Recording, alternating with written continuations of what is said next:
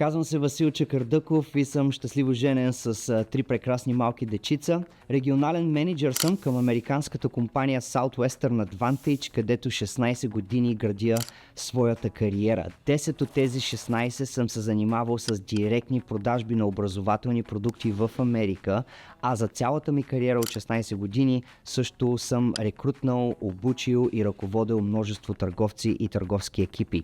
Спечелил съм повечето награди за продажби и растеж в бизнеса, за мениджмънт и за лидерство. Бил съм в над 33 държави и имам множество приятели из цял свят. В моя канал вие ще виждате много видеа, които са в 4 определени сфери. Аз съм голям фен на Плато и на Аристотел и следвам тяхната философия, че живота има 4 носещи колони. Това са здравето, финансовото богатство, любовта и щастието.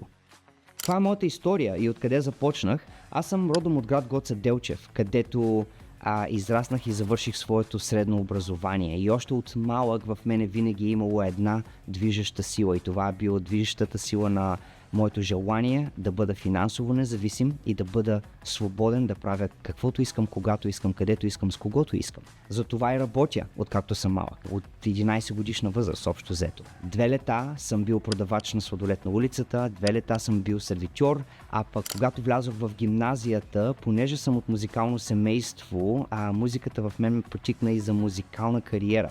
12 години съм бил диджей, 2 години бях радиоводещ, също така съм имал и свой нощен клуб. И вече когато влязох като студент в университета, чух за Southwestern Advantage и започнах работа там като стажант в продажби. Цял живот аз се старая да се подобрявам в тези 4 сфери. Грижа се за своето здраве, от 2-3 години се занимавам и с биохакинг и това да оптимизирам своето тяло и своята имунна система, така че да бъда по-здрав.